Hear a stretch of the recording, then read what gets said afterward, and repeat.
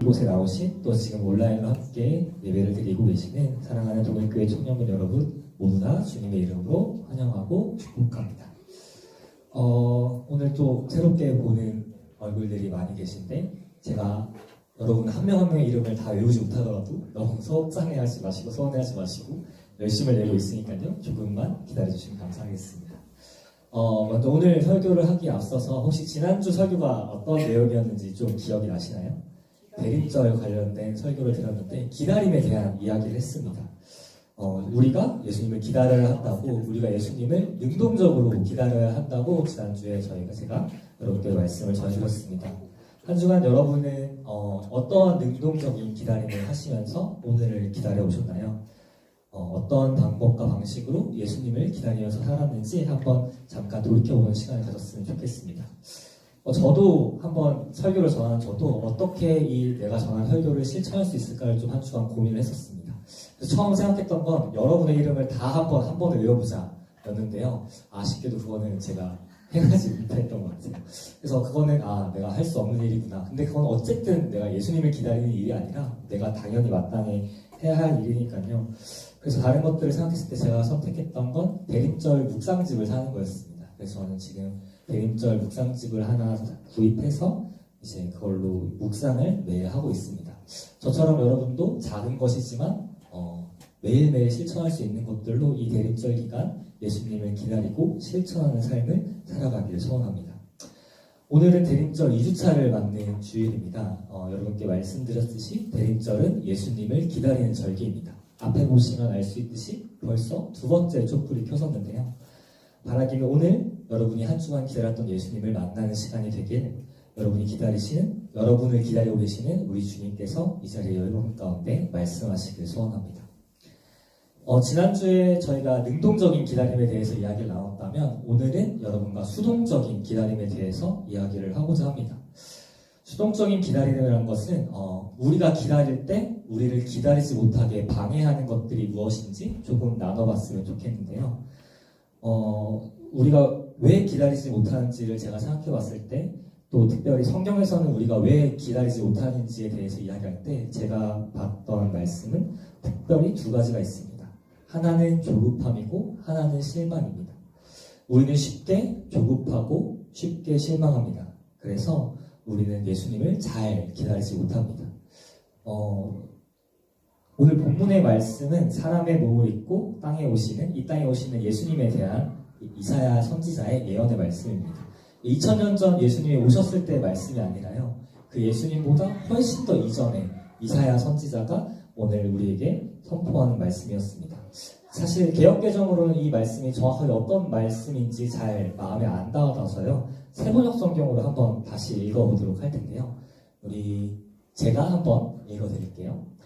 어둠 속에서 헤매던 백성이 큰 빛을 보았고 죽음의 그림자가 드리운 땅에 사는 사람들에게 빛이 비추었다. 하나님, 주님께서 그들에게 큰 기쁨을 주셨고 그들을 행복하게 하셨습니다. 사람들이 곡식을 거둘 때 기뻐하듯이 그들이 주님 앞에서 기뻐하며 군인들이 전리품을 나눌 때 즐거워하듯이 그들이 주님 앞에서 즐거워합니다. 주님께서 미디안을 치시던 날처럼 그들을 내리누르던 멍에를 부수시고 그들의 어깨를 짓누르던 통나무와 압제자의 몽둥이를 꺾으셨기 때문입니다. 침략자의 군화와 피 묻은 군복이 모두 땔감이 되어서 불에 타 없어질 것이기 때문입니다. 한 아기가 우리를 위해 태어났다. 우리가 한 아들을 모셨다. 그는 우리의 통치자가 될 것이다. 그의 이름은 놀라우신 조언자, 전능하신 하나님, 영존하시는 아버지, 평강의 왕이라고 불릴 것이다. 그의 왕권은 점점 더 커지고 나라의 평화도 끝없이 이어질 것이다. 그가 다윗의 보좌와 왕국 위에 앉아서 이제부터 영원히 공평과 정의로 그 나라를 굳게 세울 것이다. 만군의 주님의 열심히 이것을 반드시 이루실 것이다. 아멘. 본문의 이 내용을 봐서 알 수 있듯이 이사야 선지자는 지금 미래에 오실 예수님에 대한 예언을 하고 있습니다. 근데 이 당시에 이사야 선지자 당시에 이스라엘 상황이 어땠냐면요. 지금 북이스라엘은 멸망당했고 남유다는 적국의 침략을 받는 와중이었습니다. 다른 나라의 압제 속에 지금 있는 상황에서 이사야는 이 말씀을 선포했는데요. 사실 우리는 다른 나라에게 이제 주권을 빼앗기는 것이 어떤 것인지 정확하게 알 수는 없지만 간접적으로 우리는 모두 알고 있습니다. 우리가 사실 일제강점기를 살아보지 않았기 때문에 그게 얼마나 힘든 일인지 얼마나 어려운 일인지는 모르겠지만 그래도 우리는 간접적으로 그것들을 경험하고 알 수 있습니다. 본문의 말씀은 마치 일제강점기 속에 있었던 한국 사람들이 선포했던 것처럼 이스라엘 백성들이 지금 그 적국의 손에 있는 가운데 하나님 우리를 좀 구원해 달라고 하는 이사야의 간절한 소망일 수도 있겠습니다. 그들의 꿈이 얼마나 간절한 소망인지 우리는 어렴풋이 알 수 있습니다. 그런데 문제는 우리는 고작 30년 남짓한 50년도 안 되는 세월의 그 일제강점기 속에 있었음에도 사실 지금 우리는 그 많은 아픔과 어려움을 지금 현재도 누리고 있는데요. 이사야 선지자가 고백했던 이 말씀이 선포되고 이스라엘은 무려 500년이 넘는 시간 동안을 적국의 압제 속에서 살아왔습니다. 500년이라는 시간을 이스라엘은 예수님이 오시길, 우리를 구원할 왕이 오시길 기다렸습니다. 사실 만약 제가 이스라엘 백성이었다면 아마 500년의 시간은 기다리지 못할 것 같습니다. 10년도? 아니 사실 저는 1년도 잘 기다리지 못하는 조급함이 있기 때문입니다. 오늘날 저는 많이 조급해하는 사람인데요. 여러분은 어떠실지 모르겠지만 저는 그렇게 긴 시간을 기다리는 걸 좋아하지 않습니다. 인터넷만 조금만 느려져도 금방금방 화가 나고요. 유튜브 영상을 볼 때 갑자기 영상이 끊기면 이거 왜 이러지 하고 바로 와이파이의 연결 상태를 확인하는 것처럼 우리는 기다리는 걸 이전 설교에 말씀드렸듯이 잘 기다리지 못합니다. 그런데 이스라엘 백성은 1년도 10년도 아니고 무려 500년을 기다렸습니다. 어떻게 이렇게 기다릴 수 있었을까요? 이스라엘 백성은 우리와 지금 현재 나와 무엇이 다르기에 이 조급함을 이겨낼 수 있었을까요? 그건 바로 이제 성경은 약속이라고 이야기를 하는데요. 이스라엘 백성은 이 말씀을 하나님께서 이것을 이루겠다는 약속을 믿었기 때문에 기다릴 수 있다고 성경은 이야기하고 있습니다. 사실 오늘날 우리도 많은 것들을 약속하면서 살아갑니다. 여러분 혹시 한 주간 약속을 했던 기억이 있으신가요? 누군가와 약속을 해서 지킨다는 기억을 하신 적이 있으실까요? 여러분 의도적으로 약속하지 않으셨다고 할지라도 여러분은 항상 약속을 하면서 살아갈 수밖에 없는 세상에 살고 계십니다. 횡단보도를 건널 때 누가 얘기해주지 않아도 초록불에 건넌다는 약속을 여러분은 지키고 계시고요. 여러분은 모르겠지만 여러분이 받는 모든 월급과 구매하는 모든 것에 세금을 내겠다는 약속을 지키면서 살아가고 계십니다. 우리는 약속을 하는 세상에서 살아가고 있습니다. 정부를 신뢰하기 때문에 세금을 내고 있고요. 금융이라는 시스템을 신뢰하기 때문에 돈이라는 화폐의 약속을 지키면서 살아가고 있습니다. 이 운전자가 빨간불에 나를 치지 않을 거라고 믿기 때문에 우리는 횡단보도를 초록불에 의심 없이 건넙니다. 물론 이 약속이 이루어지지 않을 때도 있습니다. 금융위기가 나서 화폐가 종이짝이 되는 것을 우리는 경험해보지 못했지만 그런 나라들도 있고요. 나라가 망해서 우리가 냈던 세금이 다 없어질 수도 있습니다. 교통사고가 나는 건 그 사람들이 약속을 지키지 않았기 때문에 일어나는 일들이죠. 사실 우리는 신뢰하지 못할 만한 세상을, 신실하지 않은 세상을 사실 신뢰하면서 살아갑니다. 우리를 배신하는 것이 우리를 완벽하게 이 약속을 지키지 않을 것임에도 분명하지만 그럼에도 우리는 세상을 여전히 신뢰하면서 살아갑니다. 그런데 우리는 신실하다고 고백하는 하나님은 신뢰하지 못합니다. 우리에게 빨리 기도응답을 해주지 않는다고, 내가 바라는 것을 이루어지지 않는다고 불평하면서 하나님을 기다리지 못합니다. 과연 왜 그런 걸까요? 하나님을 신뢰하지 못하고 신뢰하지 못할 세상을 신뢰하게 되는 걸까요? 저는 그것이 우리의 조급함에 있다고 생각합니다. 세상의 약속은 바로바로 눈앞에 나타납니다. 제가 횡단보도를 건너는 결과값이 그 순간 바로 나타납니다.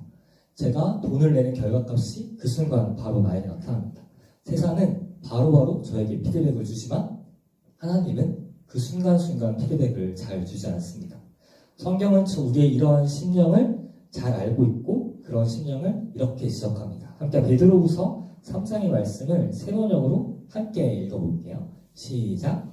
사랑하는 여러분, 이 한 가지만은 잊지 마십시오. 주님께는 하루가 천년 같고 천년이 하루 같습니다. 어떤 이들이 생각하는 것 같이 주님께서는 약속을 덜히 지키실 것이 아닙니다. 도리어 여러분을 위하여 오래 참으시는 것입니다.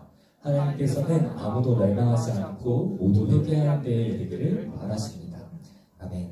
혹시 여기 어떤 이들이라는 단어가 보이시나요? 어떤 이들은 어떻게 생각하냐고 말하냐면 주님은 약속을 좀 잘 안 지키신 것 같아. 너무 늦게 지키시는 것 같아 라고 이야기한다는 거예요. 베드로 사도가 이렇게 얘기하는 그 어떤 이들이 사실 바로 저 박종석입니다. 저는 주님의 약속을 잘 못 기다립니다.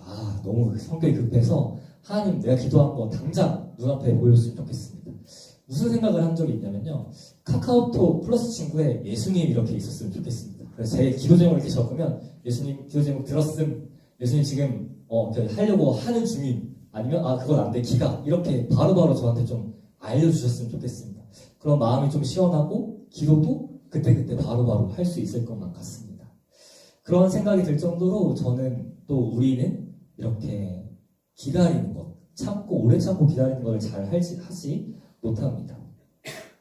그런데 사실 이런 관계, 방금 제가 말씀드렸던 것처럼 마치 내가 예수님한테 기도를 드리면 예수님이 기도를 바로 받았다, 안 받았다, 아니면 그건 좀 기다려라 이렇게 바로바로 피드백이 오는 건 사실상 신뢰 관계의 문제가 아닙니다. 그건 거래와 같은 겁니다. 근데 사실 아까 이전에 드렸던 우리가 세상을 신뢰한다고 할 때 그 신뢰는 사실 엄밀하게 따지면 신뢰가 아니라 계약과 같은 겁니다. 우리는 그 보상을 신뢰하는 거지 사실 세상을 신뢰하지 않습니다. 내가 초록불에 건너는 이유는 내가 안전할 거라는 보상을 믿기 때문에 우리는 초록불에 횡단보도를 걷는 겁니다. 그 운전자들, 그 도로에 있는 그 무법자들을 신뢰하는 게 아니라 그 안전함을 지켜줄 그 보상을 우리는 신뢰합니다. 우리는 돈을 받기 때문에 노동력을 회사에게 주고요. 안전을 보장받기 위해서 신호를 지키고 국가가 주는 이익을 위해서 세금을 냅니다. 우리는 세상과 계약관계에 놓여 있습니다. 그런데 우리는 그것을 그대로 하나님과의 관계에도 가지고 오자 합니다. 내가 이렇게 기도했으니까, 내가 이렇게 예배했으니까, 내가 이렇게 헌신했으니까 하나님께서 바로바로 나에게 응답을 주시기를 원합니다. 그러나 우리 하나님은 우리에게 원하시는 것들은 세상이 주는 것과 다른 것들입니다. 세상은 우리가 A를 주기 때문에 B를 주지만 하나님께서는 너가 나에게 A를 주면 내가 너에게 B를 주겠다라는 계약관계로 우리를 부르시지 않으셨습니다. 하나님은 여러분을 하나님 나라를 만들기 위한 하나의 톱니바퀴를 삼기 위해서 부르신 것이 아닙니다. 여러분들이 하나님을 믿게 하시는 것은 여러분이 하나님을 위한 일을 하는 도구로서 부르신 것이 아닙니다. 물론 하나님 나라를 위해서 쓰임받는 것, 하나님 나라의 일을 하는 도구가 되는 것이 너무나도 소중한 일이고 너무나도 영광스러운 가치이지만 하나님 그 이전에 우리를 친구로, 연인으로, 사랑하는 자녀로 부르셨습니다. 하나님께서 우리와 바라시는 관계는 우리에게 원하시는 기다림은 그런 의미에서의 신뢰입니다. 하나님은 세상과 달리 우리가 무슨 일을 하는지에 대해서 크게 관심이 없으십니다. 우리가 찬양을 얼마나 아름답게 잘하는지, 우리가 예배를 얼마나 잘 드리는지 물론 중요하겠지만 하나님이 중요하게 여기시는 건 그 일의 행동이 아니라 우리 자체입니다. 세상은 우리가 어떤지에 대해서 별로 크게 관심이 없습니다. 횡단보도를 건너는 너가 누군지 관심이 없습니다. 단지 초록불에 건넜냐 빨간불에 건넜냐에만 관심이 있습니다. 세상은 우리가 출근을 했냐 노동력을 창출했냐에 관심이 있습니다. 우리가 무슨 일을 하느냐에 관심이 있고 그에 대한 대가를 우리에게 주는 것입니다. 그러나 하나님은 우리에게 그런 것들을 요구하지 않으셨고 그렇기 때문에 다른 방식으로 세상과 다른 방법으로 우리에게 말씀을 하고 계십니다. 혹시 여러분은 신뢰하는 누군가가 계신가요?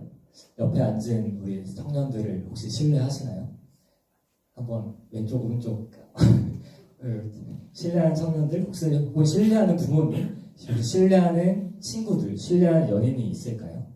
누군가를 신뢰한다는 건 어떤 의미냐면요 그 사람이 나에게 해악을 끼치지 않을 거라고 믿는다고 백과사전에 나와 있더라고요.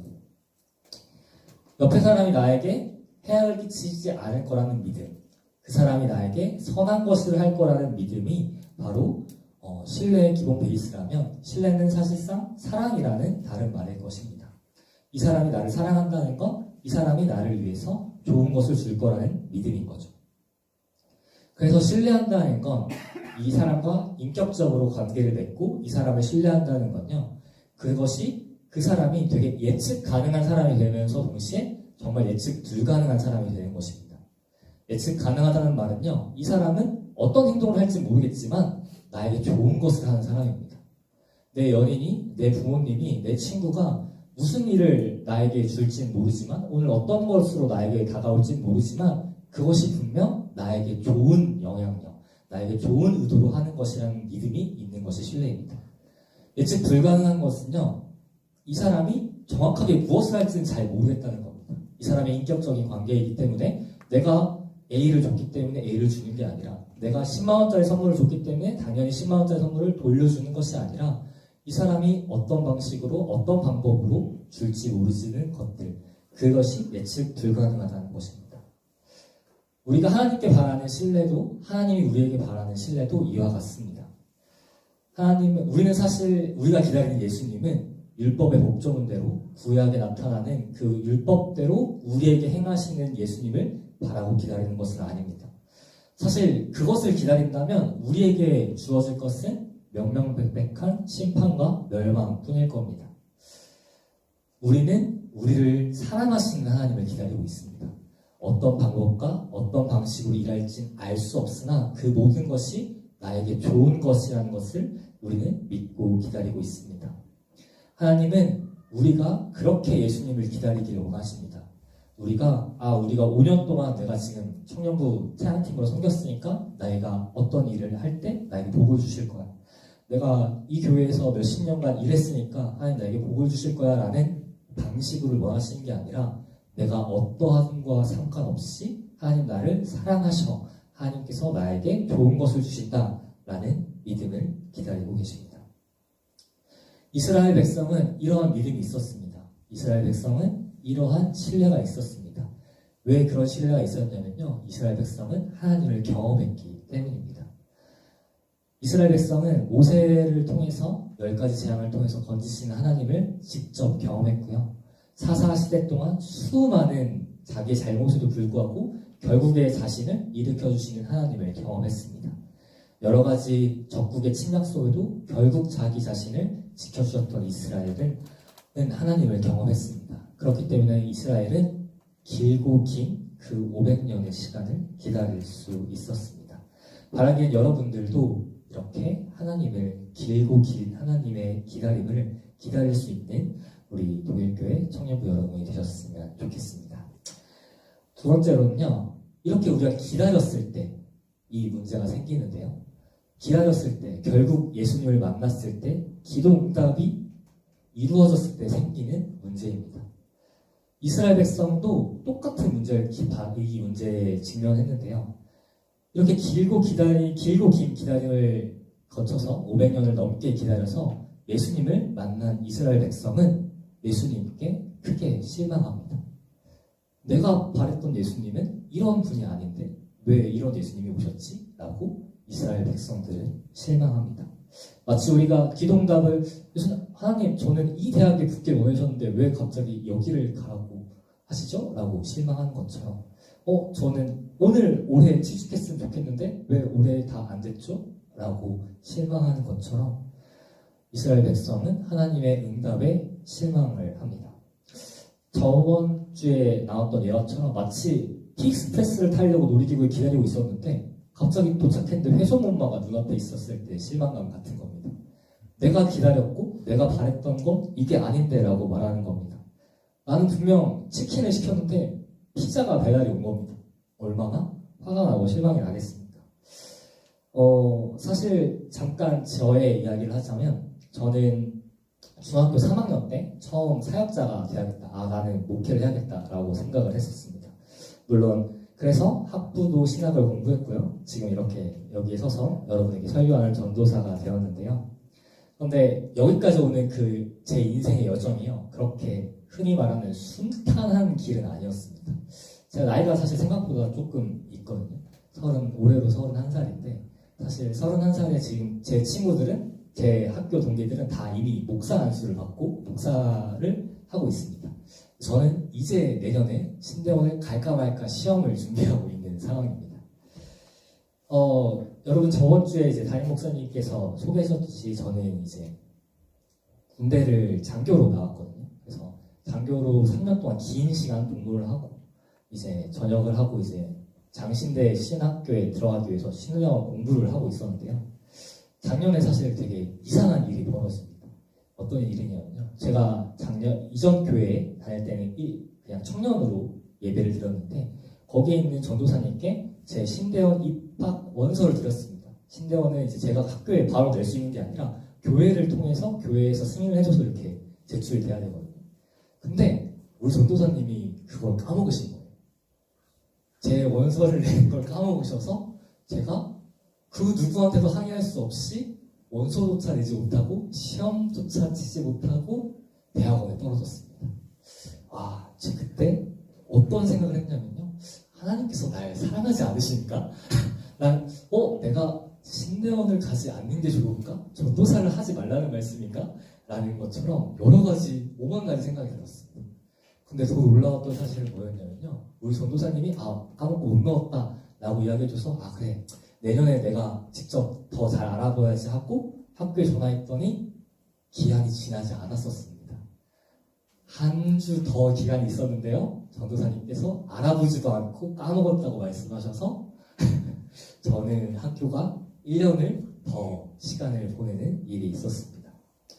제가 느꼈던 이 절망감, 제가 느꼈던 이 실망감은 사실 엄청 컸습니다. 왜냐하면 저는 군대 3년 동안 공부를 했지만 그래도 괜찮지라는 생각으로 시험을 준비하고 있었거든요. 바라는 것들은 우리 인생에 잘 이루어지지 않습니다. 우리가 계획했던 대로 우리의 인생은 잘 풀리지 않습니다. 하나님 우리를 사랑하신다고 알고 있고 믿는다고 말하지만 놀랍게 세상은 흔히 말하듯이 우리를 억까합니다. 성경에 저처럼 사실 저보다 더 큰 실망을 한 두 제자의 이야기가 나오는데요. 누가복음 24장 20절에서 21절 말씀입니다. 제가 한번 읽어드릴게요. 대제사장들과 우리 지도자들이 그분을 넘겨주어 사형 선고를 받게 하고 십자가에 못 박았습니다. 우리는 그분이 이스라엘을 구해주실 분이라고 잔뜩 기대했었는데 말입니다. 이거는 이제 주님께서 돌아가신 후에 부활하신 것을 알지 못하는 두 제자가 엠마오로 걸어갈 때 예수님을 만났을 때 예수님께 했던 이야기입니다. 한마디로 제자들은 잔뜩 기대하고 있었습니다. 아까 500년 동안 이스라엘을 구원해줄 왕을 기다렸다고 했잖아요. 이스라엘을 구원해줄 왕을 제자들은 잔뜩 기다렸고 예수님이 그런 분이다 라고 생각했습니다. 이 로마의 압제에서 이 억울한 삶에서 우리를 일으킬 왕이 예수님이라고 믿었습니다. 근데 그 예수님이 자기의 생각과는 다르게 십자가에 달려 돌아가셨습니다. 당시 유대인에게 십자가에서 죽는다는 건요, 그냥 사형이 아니라 저주받은 나무에 달린다는 뜻입니다. 그 말은 하나님께 버림을 받았다라는 의미를 갖고 있습니다. 예수님께서 십자가에 달리신 건 제자들에게 자기가 기다렸던 예수님이 이분이 내가 기다렸던 메시아가 아니구나. 이분이 이스라엘 구해주실 분이 아니구나라는 실망감으로 다가왔을 겁니다. 사실 이 두 제자뿐만 아니라 당시에 이스라엘 모든 백성들이, 모든 제자들이 또 예수님을 따랐던 모든 회중들이 이렇게 생각했습니다.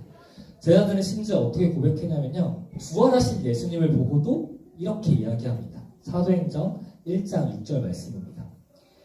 그들이 모였을 때 예수께 여쭈어 이르되 주께서 이스라엘 나라를 회복하심이 이때니까 하니.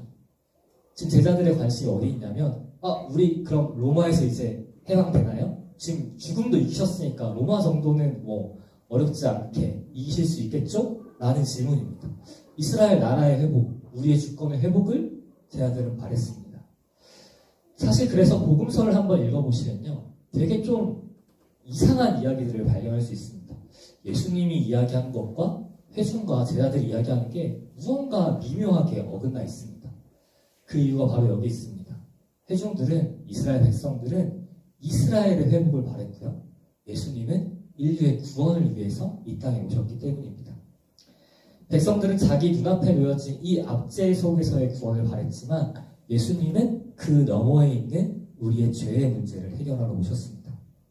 그래서 이스라엘 백성들은, 이 제자들은요, 예수님을 만났지만, 기다렸던 분을 만났지만 실망감에 젖어 있습니다.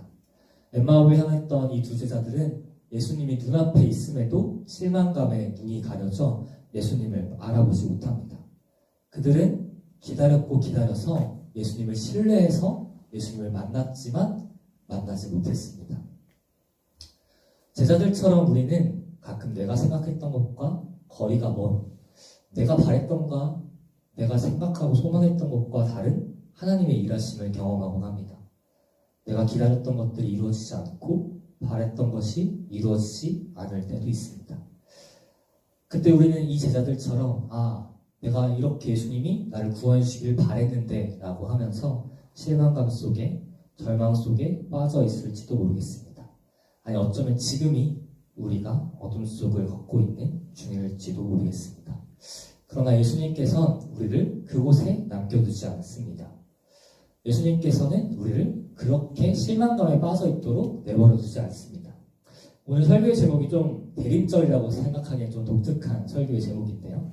한번 주보가 있으면 한번 봐보실까요? 설교 제목이 뭔지 보이시나요? 네, 하나님의 열심이라는 설교의 제목인데요. 우리가 기다리고 실망감에 빠져 있을 때, 우리가 멈춰 있을 때 그 순간에 하나님께서 일하기 시작하십니다. 제자들은 예수님께서 자기가 기다렸던 분이 아니라고 생각하고 실망하고 다시 자기의 길로 돌아갑니다. 엠마오로 가서 그냥 이전에 살았던 대로 살아야지 생각하고 돌아가는데, 그 제자들을 돌이킨 건 제자들이 아니었고요, 예수님이셨습니다. 함께 누가복음 24장 30절에서 32절 말씀을 우리 교독해서 읽어보도록 하겠습니다. 그리고 그들과 함께 음식을 잡수려고 앉았을 때에 예수께서 빵을 들어서 축복하시고 떼어서 그들에게 주셨다. 그제서야 그들의 눈이 열려서 예수를 알아보았다. 그러나 한순간에 예수께서는 그들에게서 사라지셨다. 함께 읽겠습니다. 그들은 서로 말하였다. 길에서 그분이 우리에게 말씀하시고 성경을 풀이하여 주실 때 우리의 마음이 우리 속에서 뜨거워지지 않았습니까? 요 구절은 아까 읽었던 예수님 못 알아보고 예수님을 알아보지 못하고 우리가 바랐던 분이 예수님이 십자가에 못 박혀 죽으셔서 우리 너무 실망했다라고 이야기를 한 직후의 상황입니다. 그 직후에 예수님께서 어떻게 하시냐면요, 그들에게 음식을 주시고 그들에게 성경을 알려주십니다. 그리고 나서 제자들이 그제서야 이분이 예수님이시라는 것을 눈이 밝혀져서 알게 됩니다. 예수님께서 말씀으로 우리에게 찾아오십니다. 잠깐 다시 저의 이야기로 돌아와서요. 아까 제가 1년을 기다렸다고 말씀을 드렸죠. 참 그 소식 들을 때 너무 화가 났습니다. 전도사님한테 따져야 되나? 우리 담임 목사님한테 가서 이야기를 한번 해야 되나? 라고 생각할 정도로 정말 너무 화가 났습니다. 누구한테 하소연을 할 수도 없습니다. 학교의 잘못이 아니니까 학교의 행정실을 이야기할 수도 없고요. 저는 서류 준비를 1년 전부터 했거든요. 제 잘못이 아니니까 나한테 화를 낼 수도 없습니다. 정말 원망스러운 마음이 많았는데요. 근데 그때 제 말씀에 로마서 8장 28절의 말씀이 떠올랐습니다. 제가 한번 읽어드리겠습니다.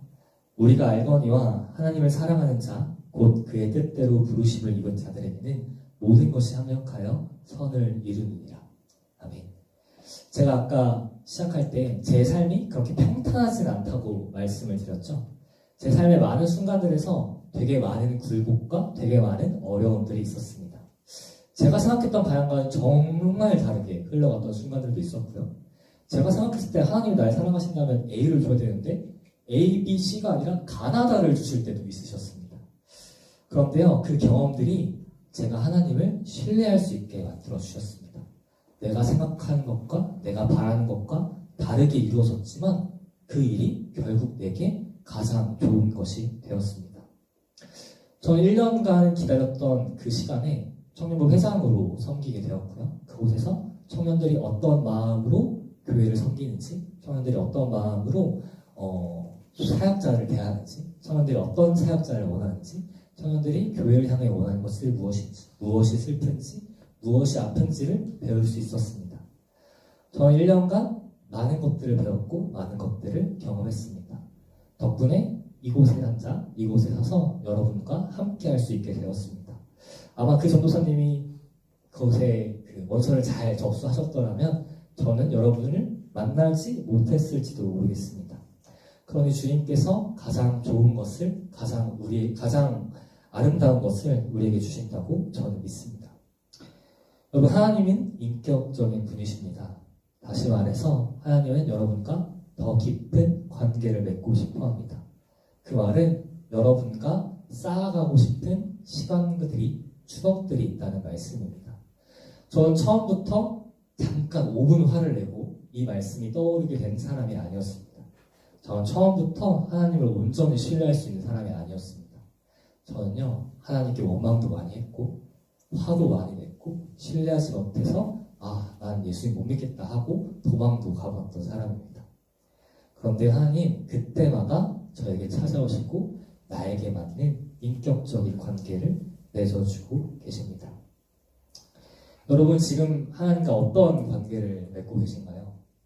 아직 하나님이 누구신지 아예 모르는 사람이 있을 수도 있고요. 이제 좀 하나님과 얼굴 트고 좀 대면대면하고 인사 정도 하는 사이가 있을 수도 있고요. 좋은 친구일 수도 있고 연인 관계일 수도 정말 신뢰하는 아버지일 수도 내 인생의 주인이라고 고백할 수도 있겠습니다. 여러분 그러나 여러분이 지금 어떠한 관계에 있든 누군가와 비교하지 않았으면 좋겠습니다.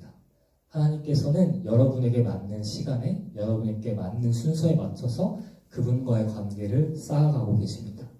바라기는 오늘 여러분의 삶 속에 찾아오시는 하나님과의 관계를 하나님과의 시간을 쌓아나갈 수 있기를 소망합니다.